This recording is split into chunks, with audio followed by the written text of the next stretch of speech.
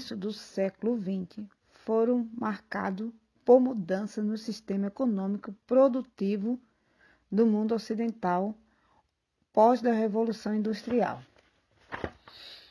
A história republicana pode ser dividida em algumas fases, tendo como marco o fato histórico que representa mudanças na ordem institucional do Estado. A Primeira República, também é conhecido como a Velha República, se constitui na primeira fase da organização republicana nacional, que vai desde a proclamação da República em 1889 até a chamada Revolução de 1930. A partir dessa divisão implantada um novo contexto social econômico e produtivo. O sistema capitalista concorrencial caracterizado desde o início da Revolução Industrial passa para o capitalismo monopolista. Em 1889, o Império tem fim com a proclamação da República, organizada pelos militares, fazendo assim que surgisse um novo governo no Brasil, pautado no modelo presidencialista. Ao considerar de modo específico a educação, este período foi muito fecundo para as reformas no sistema educacional, muito influenciadas pelas ideias da filosofia positivista, que considerava a devoção à ciência como grande guia a ser usado em todos os aspectos da vida individual e social.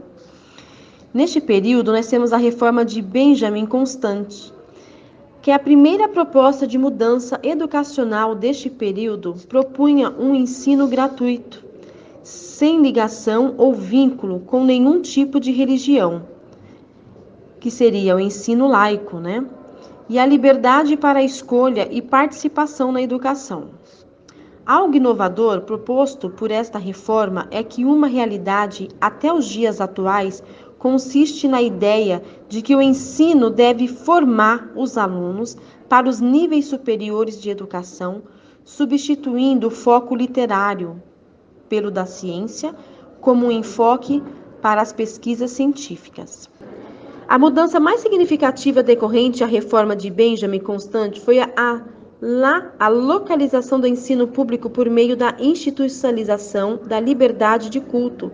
Expandiram-se os colégios privados, ou seja, iniciava-se, ainda que timidamente, a desoficialização do ensino, o que seria ratificado mais tarde pela Lei Orgânica Rivadavia Correia de 1911.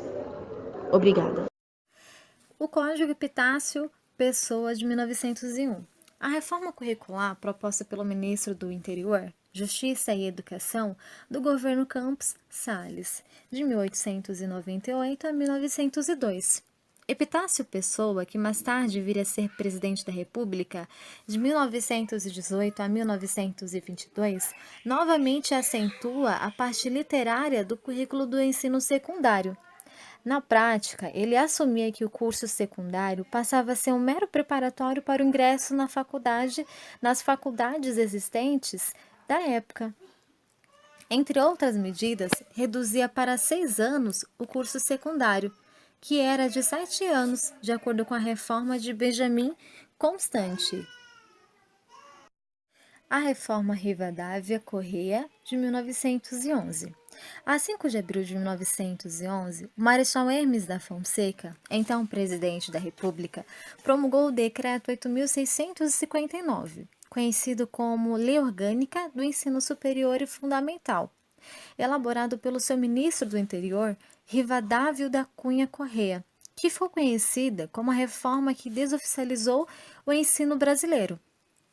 Os principais destaques da reforma são que o ensino passa a ser de frequência não obrigatória. Os diplomas são abolidos. São criados exames de admissão às faculdades, uma espécie de vestibular, que são realizados nas próprias instituições de ingressos dos candidatos. Porém, essas medidas propiciaram a proliferação de cursos sem qualidades, unicamente preocupados em reformar bacharéis e doutores. Como consequência disso, foram desastrosos os resultados da reforma, iniciada em 1911. Tão desastrosos que a mesma acabou revogada, principalmente em 1915, pelo ministro do Interior Carlos Maximiliano. A Reforma Carlos Maximiliano de 1915. Talvez esta tenha sido a reforma educacional mais inteligente realizada durante toda a Primeira República. De formação liberal, Carlos Maximiliano afasta-se da orientação de Epitácio Pessoa, rigorosa uniformização do ensino, uma vez que estava mais preocupado em melhorar a qualidade do ensino secundário, bastante deteriorado pela desastrada e inoportuna reforma levada a efeito por Rivadária Correia. Todavia, Carlos Maximiliano se preocupou apenas com a função de preparatório ao ensino superior, que ainda era o que os estudantes e seus familiares esperavam do ensino secundário. Essa concepção de ensino não poderia ser diferente, uma vez em que um país de analfabetos, onde a maioria da população sequer tinha acesso ao ensino primário, acabava sendo perfeitamente normal que os poucos a conseguir chegar ao ensino secundário apenas o fizesse com o intuito de poder ingressar no ensino superior. Daí também a preferência pelos exames de parcelados, herdados do Império, e que ainda fizeram muito sucesso durante toda a Primeira República, constituindo-se, aliás, em um grande obstáculo à consolidação do ensino secundário.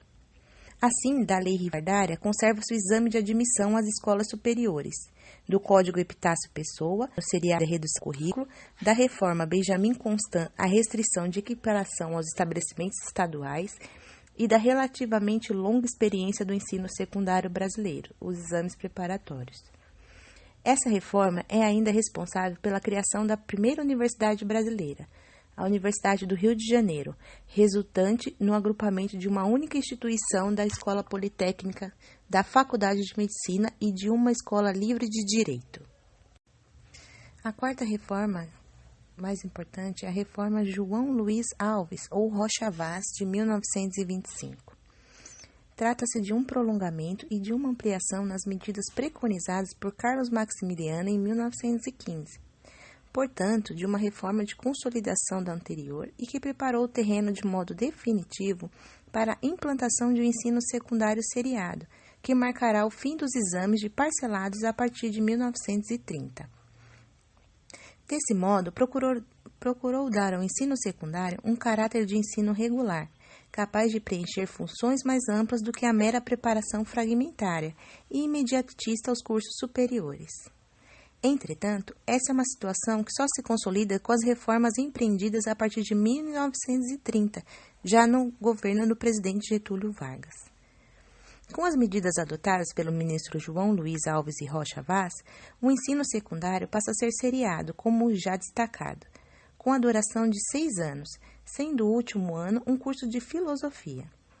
Tem por finalidade fornecer preparo fundamental e geral para a vida, qualquer que seja a profissão a que se dedique posteriormente o estudante. A conclusão do 5º ano já dava direito ao prosseguimento de estudos em nível superior, desde que, claro, o estudante fosse aprovado nos vestibulares. E aos concluintes do 6º ano será atribuído o grau de bacharel em ciências. Como vimos no vídeo, com a descentralização da educação mantida pela República e criada pelo Ato Adicional de 1834, apenas alguns estados brasileiros conseguiram realizar a educação primária da população. Mesmo no terreno da expansão quantitativa das oportunidades educacionais, o esforço feito na Primeira República não foi suficiente para compensar o crescimento da população em idade escolar. Embora entre 1900 e 1920 tenha havido um crescimento significativo da população que sabe ler e escrever, que saltou de 3.380.451 pessoas para 6.155.567 pessoas. O percentual dos que não sabiam ler e escrever permaneceu o mesmo, ou seja, 65%, passando de 6.348.869 pessoas em 1900 para 11.401.715 pessoas.